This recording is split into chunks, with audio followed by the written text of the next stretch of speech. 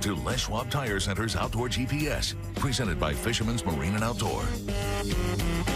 Good morning, everybody. I'm Owen Hayes. You're watching Les Schwab Tire Center's Outdoor GPS, presented to you by Fisherman's Marine and Outdoor. And there's a number of reasons to be heading that way, especially if you want to get yourself the right gear for winter steelhead, which is in full swing.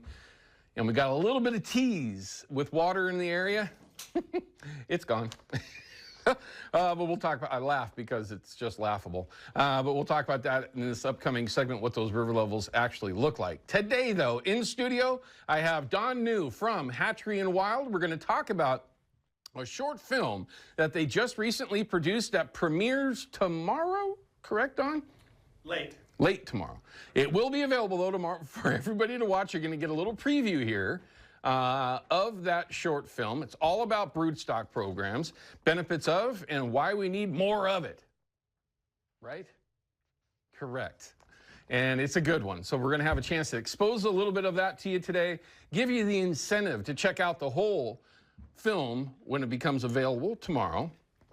We'll talk about where and how you can consume that when we have Don up on the stage here in just a little bit. But I'm looking forward to it. It's been a little while since they've had a new one out, and it's going to be launching very, very quickly. As always, though, this upcoming segment, we're going to have our report segment. It's all going to be about river levels and what our current conditions are. But at the end of the show, our last segment is going to be with my good friend. Typically, he's here, and you can't miss him. The big baby himself. I say that lovingly. Jared Higginbotham from Yakima Bait. He's actually still up there at the Puyallup Sportsman Show. We're just going to check in with him and find out how things have been. But then we're going to kind of tee up the Portland Sportsman Show that you can go see Jared at, which starts on February 12th. Give you a little idea, insight on what they're going to have available for you there. Some of their newest products, and there's a couple of brand new ones that were hits, smashes, very popular at the very least, up there at the Puyallup Sportsman Show. So that'll be a great interview with Jared as well. So we're going to cover a lot of ground this morning, but we do have a little bit of time to take a phone call. It's the North American Metals hotline, 503-548-6777. If you have any questions, comments, or reports, this is the time to jump in. We actually have one call that's come. Oh, and it's a good one. I continually forget about this time of year. Maybe you can even guess what the question is going to be about. But we're going to have that phone call here in just a minute as well, Ryan, so just be prepared for that. Also, we got a bunch of photos and videos that people love to send in. We're going to be showing you some of those photos right now. Here's a great one, and it's the wrap-up of duck season. Everybody's starting to send in their photos now. Well, actually, these are probably a couple of weeks old because it does take us a couple of weeks to get these photos in as they come in. But we'd love to see your photos and video. We'll show you how to send those in. And those silhouettes that you saw back there, this year was the first year in a long time that I actually spent a little bit of time using silhouettes because the water was so low. I actually had pretty decent success. At least it didn't hurt. I guess I'd put it that way.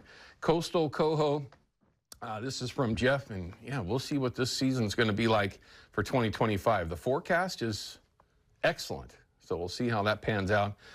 Is that big? That's Big Dave, fishing with Big Dave. Trison, I hope I said that correctly. Forgive me if I didn't. Great photo of a beautiful fish, coastal steelhead. Man, sure be nice to have some water. Another nice photo here. Look at that. Granddaughter getting it done. That's over at Drano. Looks like Chinook right there in Drano Lake. Very cool. It's not that far around. Yesterday I had mentioned, you know, people are already asking questions about, all right, sorry. I lost my train of thought there. That is a bucket list for me.